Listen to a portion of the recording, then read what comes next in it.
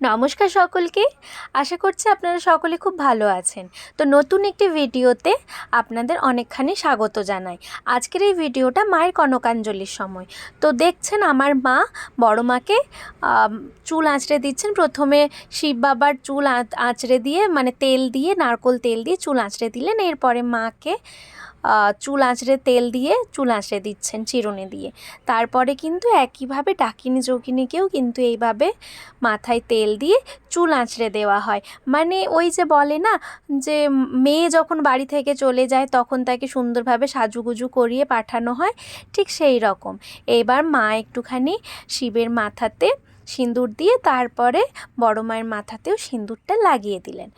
এইবারে কি হচ্ছে, আস্তে আস্তেভাবে ডাকিনী যোগিনী তারপর ওইখানে যে শেয়াল রয়েছে প্রত্যেকেই কিন্তু এই সিঁদুর লাগিয়ে দেওয়া হচ্ছে। তারপরে মা একটু কাঁচা হলুদ বেটে নিয়ে গিয়েছিলেন, মানে বরণে যা যা লাগে ওইগুলো শিব বাবা তারপর বড় মা ডাকিনী যোগিনী প্রত্যেককে লাগিয়ে দিলেন তাদের কপালে এবং বুকের মধ্যে, মানে কণ্ঠে বুকেই।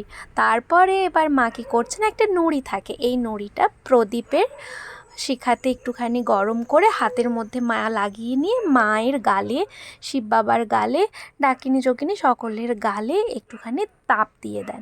তারপরে মা কী করছেন, আলতা পরাচ্ছেন। এই নিয়মগুলো ছোট থেকে দেখছি ঠিকই, কিন্তু মানে সব নিয়মের কিন্তু মাহাত্ম্য আমার জানা নেই, একটু একটু করে জানছি। বেশ ভালো লাগে, ছোট থেকেই দেখছি তো বেশ ভালো লাগে। আর এই যে পুজোর কনকাঞ্জলির সময় জানেন তো মা খুব কান্না করে। মা যত বেশি কান্না করে বাবাও ঠিক সেরকমভাবেই কান্না করে। আসলে বছরে ৩৬৫টা দিন এই মাকে নিয়ে সারাক্ষণ কেটে যায় তো আমার বাবার, মানে বড় মাকে নিয়ে। এই জন্যই বোধহয় এত মন খারাপ হয়। আর জানেন তো আমার বাবা কিন্তু বড় মাকে তার নিজের বড় মেয়ে মনে করেন।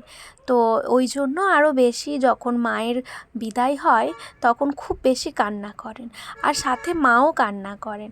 আর আমরাও সকলে, পাড়ার কাকিমা জেঠিমা ঠাম্মা সকলে আমরা ছিলাম, সকলে মিলে কিন্তু আমরাও মায়ের সিঁথিতে সিঁদুর ছুঁয়ে দিয়েছিলাম।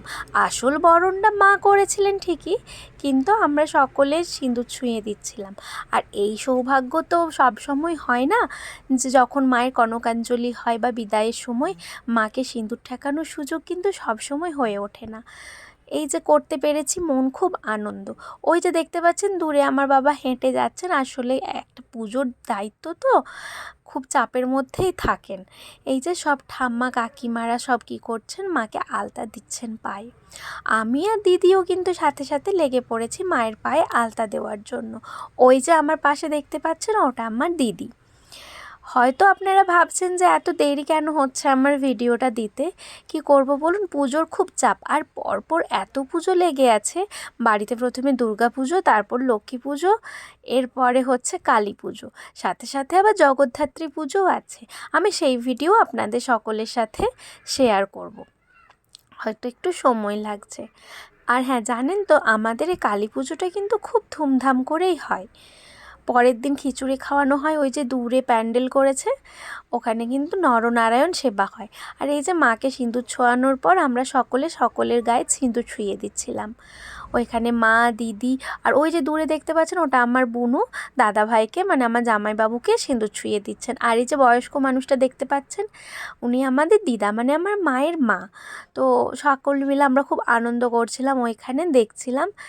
যেরকম ধরুন মন খারাপ থাকে সেরকম তো নিয়মও তো আমাদের পালন করতে হবে। আর এই যে পুচকিটা আমার দিদির মেয়ে, খুব বদমাশ জানেন তো, খুব মিষ্টি একটা মেয়ে। তো ওকেও আমরা সকলে মিলে একটুখানি সিঁদুর ছুঁয়ে দিচ্ছিলাম। আর এইভাবেই সব আর কি আমাদের মন খারাপের মাঝেও এই যে আনন্দটা, এই আনন্দটাই কিন্তু আমাদের স্মৃতি হয়ে থাকবে। আর ওই যে আমার বাবা মাকে বলে দিচ্ছেন যে এবারে কিন্তু তোমাদের সকলকে গোল হয়ে 7বার ঘুরতে হবে। তো আমরা কিন্তু সকলে সকলের কাপড় ছুঁয়ে থেকে গোলভাবে ঘুরি। আর ছোটোবেলা থেকে কিন্তু মানে মাকে প্রদক্ষিণ করা হয়, মায়ের চারপাশে 7বার প্রদক্ষিণ করা হয়। আর ছোটোবেলা থেকে জানেন তো এই যে এই নিয়মটা মানে দেখে আসছি তো খুব আনন্দ লাগে। যখন ছোট ছিলাম তখনও ঠিক এইভাবেই কিন্তু মায়ের সাথে মায়ের শাড়ির আঁচল ধরে ধরে ঘুরতাম, খুব মজা লাগতো। আর এই যে বাবা ওখানে চৌকাঠে বসে, মানে মন্দিরের চৌকাঠে বসে বসে বসে কান্না করছেন। মাও কিন্তু জল ঝাড়া দিয়ে ঘুরতে ঘুরতে মায়ের দিকে, বড় মায়ের দিকে একবার করে তাকাচ্ছেন আর কান্না করছেন।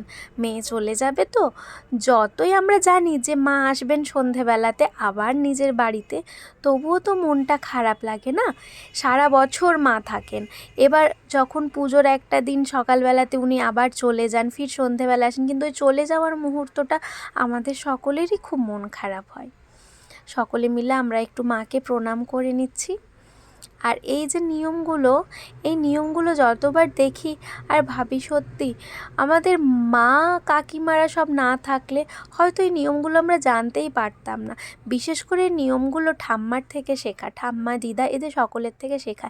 এই যে মা পান কলা মিষ্টি নিয়ে ওই পাশে মায়ের এদিক থেকে ওই দিকে পিছনে ছুঁড়ে দিচ্ছেন, আর ওই যে বাচ্চাগুলো রয়েছে, বাচ্চাগুলো কি করছে, ওই পান কলা মিষ্টি ওগুলো তুলে নিচ্ছে।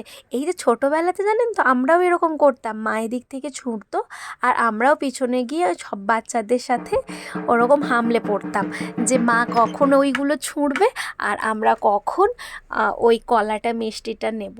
আসলে সবার তো ইচ্ছে থাকে মায়ের কাছ থেকে পাওয়া, মানে বড় মায়ের কাছ থেকে পাওয়া জিনিস, মানে ওনার সান্নিধ্যে থাকার জিনিস পাওয়া মানে সবার ভাগ্যের ব্যাপার। তো সেই রকমই একটা আমাদেরও তখন মনে খুব ইচ্ছা জাগতো। আর মা হলুদ জলে মায়ের মূর্তিটা একটু দেখলেন, তারপরে ওই যে মায়ের কানে কানে বললেন, কি বললেন জানি না, তবে আমার মনে হয় মা হয়তো বলেন যে খুব জলদি চলে এসো মা। আবার এই কথাগুলো মা হয়তো কানে কানে বলছেন।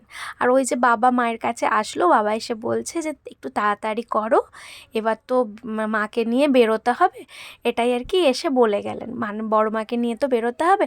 মা এই যে এবারে বরণ ডালা দিয়ে মাকে উঠাচ্ছেন। এই সময়টা কিন্তু বুকের ভেতরটা ভীষণ মোচড় দেয়। আমিও নিজে এই জিনিসটা উপভোগ করেছি। ছোট থেকে যেমন আমাদের বড় মায়ের বিদায় দেখেছি, কিন্তু যখন আমার বিয়ে হয় জানেন, তখন এত আমার মন খারাপ লাগছিল কনকাঞ্জলির সময়। না, আমি তো মাকে বলেই দিয়েছিলাম যে মা আমি কিন্তু কনকাঞ্জলি দেবো না, মানে তুমি কিন্তু এই রিচুয়ালসটা করো না। তো যথারীতি আমি কিন্তু ওটা করতেও দিইনি। কিন্তু এই যে প্রত্যেক বছর দেখি বড় মায়ের এভাবে কনকাঞ্জলি হয়। আর এই যে দেখুন, আমি আপনাদের সকলের সাথে মায়ের মূর্তিটা দর্পণে শেয়ার করে নিচ্ছি। দেখুন তো কি সুন্দর লাগছে দর্পণে মায়ের মুখখানা, কি মিষ্টি লাগছে। আর জানেন, এই দিন কিন্তু মা যখন আসতে যান, এই যে আসতে যাবেন বলেই তো এত সব প্রস্তুতি চলছে, তো তখন কিন্তু খুব মন খারাপ হয় সকলের, খুব মন খারাপ করে। আর মায়ের মুখটাও দেখি খুব ভারী হয়ে থাকে। আর ওই যে দূরে চেয়ার টেয়ার দেখছেন, ওগুলো পুজো সন্ধেবেলায় লাগবে, তো বাইরে থেকে অনেক লোকজন আসেন যারা বসবেন। তো পরের দিন আবার নরনারায়ণ সেবা হয়, যার জন্য এই চেয়ারগুলো রাখা হয়েছে এখানে যাতে বসে খাওয়া যায়। এইবারে হবে আসল জিনিস, বাবা মায়ের আঁচলে চাল দেবেন। তার আগে ওই পাড়ার কাকুরা সব কি মাকে একটু প্রণাম করে নিচ্ছেন, যেমনই হোক এবার তো মায়ের বিদায় হবে, ওই জন্য প্রণাম করে নিচ্ছেন। আর আমার বাবা, এই মানুষটাকে দেখলে সত্যি খুব অবাক লাগে। মানুষটা এত সরল, এত সরল যে কি বলবো। কখনো কোনো ফটো তুলতে চান না, ভিডিওতে আসতে চান না, কিন্তু এই যে মায়ের কনকাঞ্জলির ভিডিওতে এসেছে, আমার খুব ভালো লাগছে। আর এটা আমার সারা জীবনের একটা স্মৃতি হয়ে থেকে যাবে এই ভিডিওগুলো। তো এই যে মা মাথায় ঘোমটা দিয়েছেন, এবার বাবা কনকাঞ্জলিটা দেবেন। তার আগেও সবাই একটু সেলফি তুলে নিচ্ছিল, তো এবার রেডি হয়ে গেছে। আর এই যে কনকাঞ্জলি দেওয়ার পরে কিন্তু বাবা মা আর তাদের বড় মায়ের মুখ দেখে না। তো যথারীতি আমি জলে ঝাড়া দিয়ে মাকে বাড়ি নিয়ে চলে যাব কনকাঞ্জলি হওয়ার পরে, আর বাবাও বাড়িতে চলে যাবেন, তারপরে মাকে নিয়ে যাওয়া হবে। তো ওই যে এই পুকুর বা নদীতে যেটাতে বিসর্জন দেওয়া হয় মাকে, ওখানে নিয়ে যাওয়া হবে। তো আমি আগামীকাল আপনাদের সাথে সেই ভিডিওটাও শেয়ার করে নেব। এই যে সময়টা বুকের ভেতরটা এতটা মোচড় দেয়, এতটা মোচড় দেয় যে কি বলবো, মানে বলে বোঝানো যায় না। আর ওই যে দূরে আমি ঘটি নিয়ে দাঁড়িয়ে আছি, মাকে নিয়ে যাচ্ছি।